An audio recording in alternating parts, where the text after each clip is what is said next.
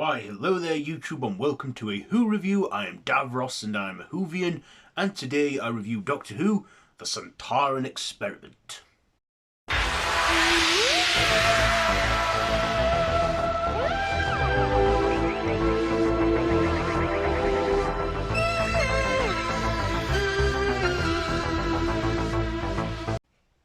So this is a two-parter from 1974, where the Doctor, Sarah and Harry find themselves on this sort of nowhere place, only to discover that they are being experimented on, and the experiment, of course, is being conducted by a Sontaran who is studying the behaviour of different species so they can develop tactical skills and that against them.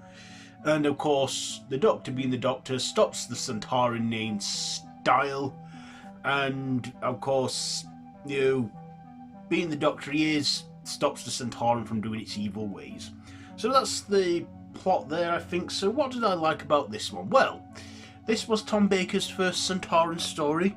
Also, this story was within his first season, so at the time, he was fairly new to it still. And I thought he was alright in this. He did a great performance, along with Elisabeth Sladen and Ian Marter.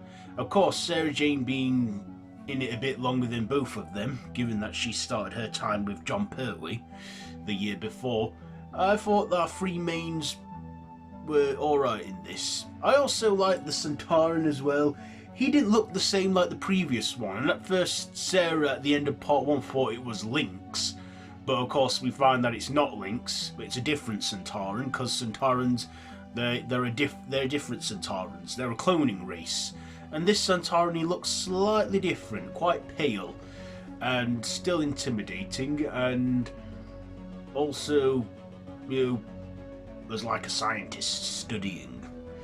And that actor in that role, I thought he was quite good in that. I don't think it was the same actor who played like Lynx in the previous ones, and the Time Warrior.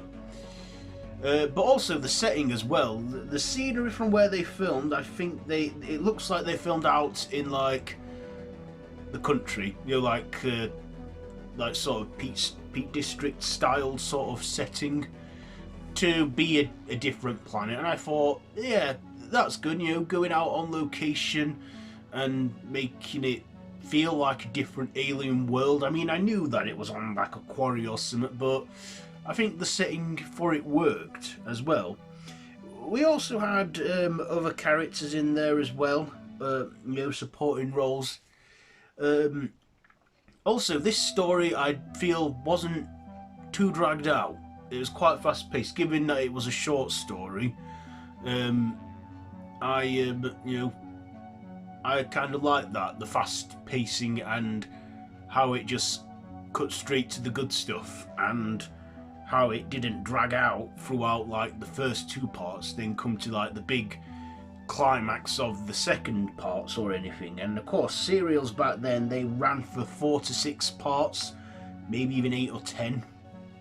But like I say, this one, it was short and sweet, and sometimes when classic serials are like that, they work for me, because sometimes they can drag out and get a bit boring in between. Other times they can just, have moments in there that are not irrelevant to the plot. So, like I say, I like the pacing of this one and how quick it were. The effects, what they had practically, they made work. There were a few poor effects here and there, but for a majority of it, I thought it was alright. So, ratings. What am I going to rate this one? I'll give the performances a 8, the writing a 8, the visuals, I think I'll give them a 7, and my personal, I'll give it an 8. So there you go, the Sontaran Experiment. Like I say, short and sweet serial it was, just like this review, I imagine. So yeah, have you seen this one? Let me know down in the comments below if you have. If you like this video, be sure to give it a big thumbs up and to share with your friends. Feel free to subscribe to the channel if you haven't already, and to hit that notification bell. I have been Davros the Whovian, and this has been a Who review. So until next time, run for your life.